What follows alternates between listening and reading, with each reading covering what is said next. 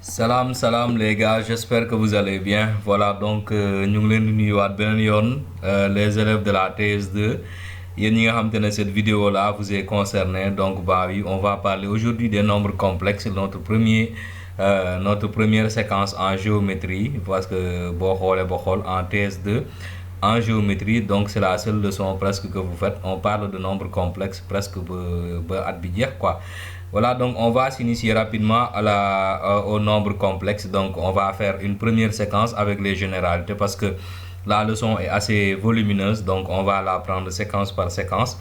Alors ce qu'il faut savoir donc avec les nombres complexes, on dit un nombre complexe c'est tout nombre qui peut s'écrire sous la forme z égale x plus iy avec donc x et y des réels et i un nombre imaginaire tel que i carré est égal à -1. Donc les gars, vraiment on ne peut pas être là à faire l'histoire des nombres complexes, mais bu ñu leen ko joxul seen classe, même si vous allez sur Google, si vous tapez histoire des nombres complexes di ngeen gis donc comment les scientifiques, les mathématiciens en sont arrivés à créer un nombre boo xamante ne on l'appelle i carré, c'est un nombre imaginaire tel que son carré soit égal à -1. Alors maintenant un nombre complexe, on dit qu'il comprend deux parties. Donc nous avons ce qu'on appelle une partie réelle qu'on appelle réel RE de Z, hein, donc moom mooy le x, et on a aussi une partie qu'on appelle la partie imaginaire moom la ñuy wax im de Z, donc c'est la partie donc y, donc moom la ñuy wax donc la partie imaginaire. Léegi nag aussi si y est égal à 0, c'est-à-dire si la partie imaginaire du nombre est égale à 0, ce nombre là on l'appelle donc un réel pur, donc moom la ñu def ñu ne im de Z égale 0 et ce nombre Z qu'on obtient donc il appartient à R, donc c'est un nombre réel, on l'appelle un réel pur. Par contre si c'est x qui est égal à 0, maanaam si la partie réelle est égale à 0, on obtient un nombre qu'on appelle un nombre imaginaire pur, et un imaginaire pur donc son réel de Z égale 0. Donc et Z appartient donc à l'ensemble qu'on appelle IR, donc c'est l'ensemble des réels auxquels on a multiplié donc le nombre imaginaire I. Voilà, donc et on dit que l'ensemble des nombres complexes donc forme un ensemble qu'on appelle l'ensemble C. Voilà, donc on sait que C est le plus grand ensemble après R parce qu'il contient tout R avec I. Alors donc C par conséquent devient le plus grand ensemble en mathématiques donc qu'on peut avoir.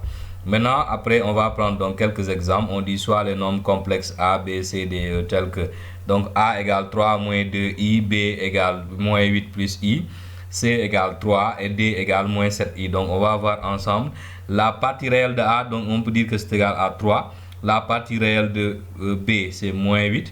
Donc réel de C égale 3 et réel de D est égal à 0 parce que si vous regardez bien D il n'a pas de partie réelle, n'est-ce pas? Donc soit partie réelle est nulle. Maintenant leur partie imaginaire successive, donc nous avons im de A égale -2 comme vous le voyez, im de B c'est 1, im de C c'est 0 parce que C est un réel pur et im de D est égal à -7 parce que moom il est un imaginaire pur. Maintenant comme on le dit, C est un réel pur et aussi D est un imaginaire pur. Voilà les gars, lii moom yomb na comp quoi, vraiment lii moom méttiwul. Alors maintenant on va voir ce qu'on appelle la représentation d'un nombre complexe, après nañ ci ñëw. Mais par contre regardez, on vous dit deux nombres complexes sont égaux si et seulement si ils ont la même partie réelle et la même partie imaginaire. Lii nag c'est une propriété très importante les gars, di ngeen ko soxla parfois dans certains exos. On vous demande de démontrer que deux nombres complexes sont égaux, ou bien on vous demande de trouver x et y pour que deux nombres soient égaux. Donc dans ce cas il faut juste supposer que leurs parties réelles sont égales et leurs parties imaginaires sont aussi égales, n'est-ce pas?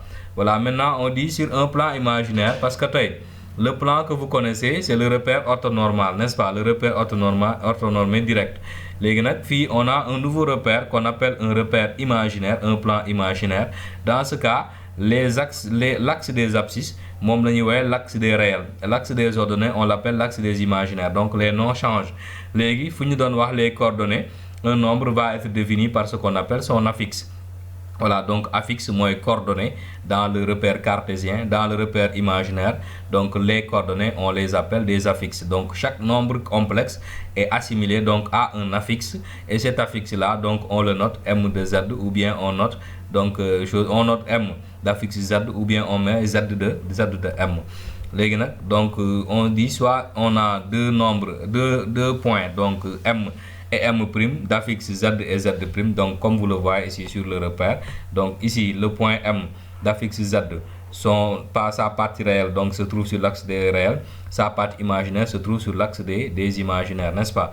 Et maintenant si on a deux points M et M' d'affixe Z et Z', qu'est-ce qu'on a? On dit le vecteur M' aura comme affixe Z' moins Z. Donc les gars, lii daa mel ni coordonnée de vecteur rek. Donc boo gisee coordonnée de vecteur xam nga da ngay def x de b moins x de a, y de b moins y de a. Ici nag on prend directement les affixes et on fait la différence.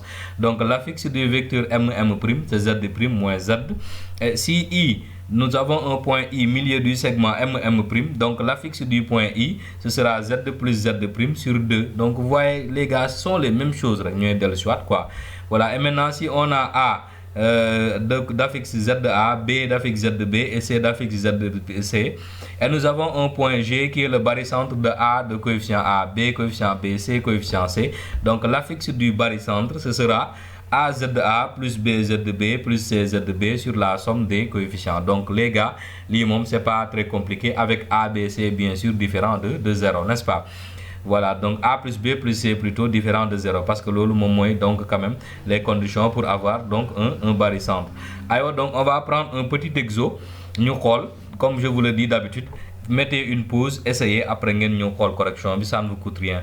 Donc on a des nombres complexes suivants: A égale 2 moins I, B 2 plus I, C 2 et D I.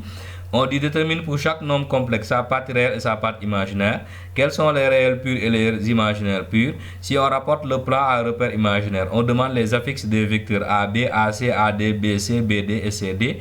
On demande les affixes de I milieu de AB, J milieu de CD et G l'affixe du barycentre A3, B2, C1. C'est bon. Alors, donc on y va pour la correction. Donc on dit la partie réelle et la partie imaginaire de chaque nombre. On va mettre ça sous un petit tableau, vous allez comprendre. Donc ici, vous voyez bien, réel de A c'est 2, imaginaire de A c'est moins 1. Réel de B c'est 2, imaginaire de B c'est 1. Réel de C c'est 2, imaginaire de C c'est 0, parce que C est un réel pur. Donc réel de D c'est 0, son imaginaire c'est I, n'est-ce pas? Parce que c'est un imaginaire pur.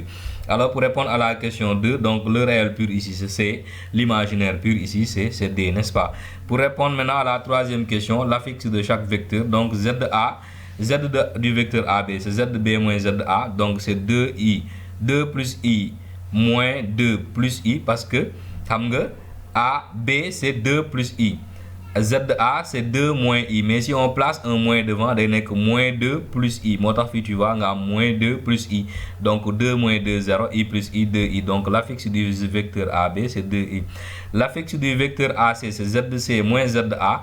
ZC c'est 2, ZA c'est 2 moins I. Si on place le moins, ça fait comme ici rek, da ngay am moins 2 plus I, donc on aura I.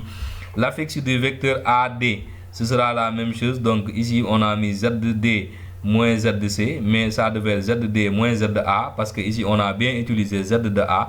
Donc Z de D c'est I, Z de A c'est 2 moins I. Donc si on fait moins 2 plus I, donc on se retrouve avec moins 2 plus I. Donc l'affixe du vecteur BC c'est ZC moins ZB, on trouve moins I. L'affixe du vecteur BD c'est moins 2 si on manipule, donc c'est la même chose avec le vecteur CD. Et maintenant l'affixe de I milieu de AB, donc on voit bien, on fait ZA plus ZB sur 2, donc ZA plus ZB, donc ça fait I moins I c'est 0, 2 plus 2, 4, 4 demi c'est 2, n'est-ce pas? Donc l'affixe du point J maintenant, c'est le milieu de CD, donc C, son affixe c'est 2, D son affixe c'est I, donc ici on a 2 plus I sur 2, on peut mettre 2 demi c'est 1, donc plus 1 demi de I, n'est-ce pas? L'affixe du barycentre, donc on fait la somme des affixes avec leurs coefficients et on divise par la somme et on trouve 3 moins 1 sixième de I. Les gars, c'était tout pour la présentation avec les nombres complexes. J'espère que ça vous a aidé. Voilà, donc si vous avez aimé, likez, partagez. Voilà, donc abonnez-vous pour éviter, voilà, donc activez la cloche de notification pour recevoir donc les notifications des nouvelles vidéos. Aywa, jaajëf nek